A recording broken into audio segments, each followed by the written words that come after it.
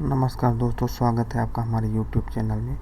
आज हम लेकर आए हैं यूपी बोर्ड कक्षा 10 हिंदी काव्यखंड के तुलसीदास जी का जीवन परिचय।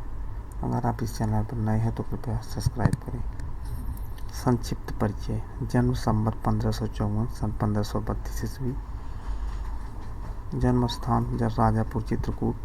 बचपन का नाम राम बोला। माता पिता हुलसित एवं आत्माराम दुबे। मृत्यु संवत 1680-1632 ईस्वी। आइए विस्तार से जानते हैं। गोस्वामी तुलसीदास जी का जन्म सन 1532-1554 संवत में श्रावण शुक्ल पक्ष सप्तमी को चित्रकूट जिले के अंतर्गत राजापुर ग्राम में माना जाता है, पर इनके जन्म के संबंध में विद्वानों में मतभेद है। कुछ विद्वान इनका जन्म स्थान सोरो नामक स्थान में मानते हैं। इनके पिता का नाम आत्माराम दुबे तथा माता का नाम हुलसी था। इनके जन्म के संबंध में माना जाता है कि जब इनका जन्म हुआ तो ये 5 वर्ष के बालक प्रतीत होते थे और इनके मुख में दांत भी उपस्थित थे। जन्मते इनके मुख से राम नाम निकला, इसलिए इनका बचपन का नाम राम बोला था। बचपन से ही माता पिता द्वारा त्याग दिए जाने के कारण इनका पालन पोषण एक दासी ने किया।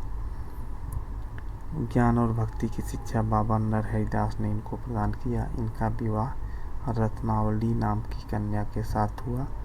ऐसा माना जाता है कि ये अपनी पत्नी को काफ़ी प्रेम करते थे। एक बार बिना बताए मायके चले जाने पर तुलसीदास जी अर्धरात्रि में अपनी ससुराल जा पहुँचे और इनकी पत्नी को यह अच्छा नहीं लगा। उन्होंने इनको बहुत धिक्कारा। एक पंक्तियाँ उसके बारे में प्रचलित है। अस्थि चर्ममय देह यह तासौ ऐसी प्रीत, नेकु जो होती राम से तो काहे भवभीत। रत्नावली की इस धिक्कार से तुलसीदास जी के मन में वैराग्य उत्पन्न हुआ। इसके बाद तुलसीदास जी श्री राम के हो गए। काशी के विद्वान श्री सनातन से तुलसीदास जी ने वेद वेदांग का ज्ञान प्राप्त किया और अनेक तीर्थों का भ्रमण करते हुए राम के पवित्र चरित्र का गान करने लगे। इनका अधिकांश समय काशी, अयोध्या एवं चित्रकूट में व्यतीत हुआ। संवत 1680 सन 1623 ईस्वी में इनकी मृत्यु काशी अस्सी घाट पर तुलसीदास जी राम राम कहते हुए परमात्मा में विलीन हो गए। इनकी मृत्यु के संबंध में निम्न दोहा प्रसिद्ध है।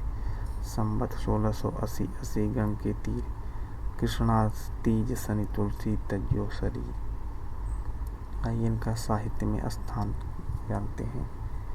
तुलसीदास जी एक श्रेष्ठ भक्त, ज्ञानी, विचारक, लोकनायक एवं दार्शनिक थे। श्री राम के अनन्य भक्त थे। इनकी भक्ति दास्य भाव की थी। संवत 1631 में इन्होंने अपने सुप्रसिद्ध ग्रंथ रामचरितमानस की रचना प्रारंभ की। इनके इस ग्रंथ में विस्तार के साथ राम के पावन चरित्र का वर्णन है।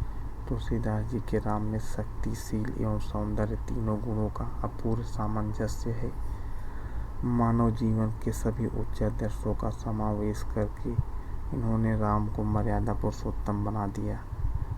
रामचरितमानस अत्यंत ही लोकप्रिय ग्रंथ है। विश्व साहित्य के प्रमुख ग्रंथों में इसकी गणना की जाती है। रामचरितमानस उत्तर भारत में सर्वाधिक लोकप्रिय है। रामचरितमानस के अतिरिक्त इन्होंने जानकी मंगल, पार्वती मंगल, रामलला, नहचूर, रामाज्ञा प्रश्न, बरहवे रामायण, दोहावली, कवितावली, गीतावली तथा विनय पत्रिका आदि ग्रंथों की रचना की। इनकी रचनाओं में हिंदी सभ्यता और संस्कृति की झलक देखने को मिलती है।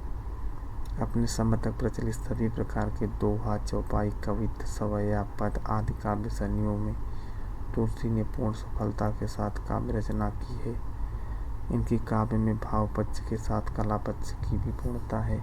इनकी रचनाओं में सभी प्रकार की रसों का आनंद प्राप्त होता है एवं स्वाभाविक रूप से सभी अलंकारों का प्रयोग तुलसीदास जी ने अपनी रचनाओं में किया है।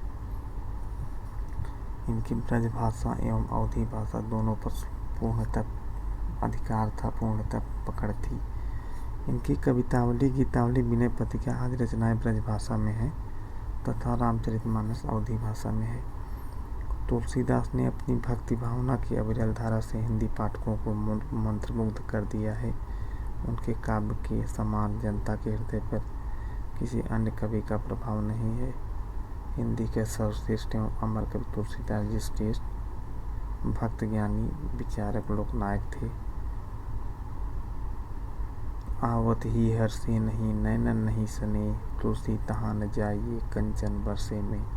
तुलसीदास जी कहते हैं, जहाँ जाने पर आपके किसी को हर्ष न हो, उसकी आंखों में आपके लिए प्रेम स्नेह न हो, वहाँ आप न जाइए, वहाँ आप मत जाइए। चाहे वहाँ सोने की बरसात ही किसी न होती हो, कैसी भी संपत्ति ही वहाँ क्यों न बरसती हो।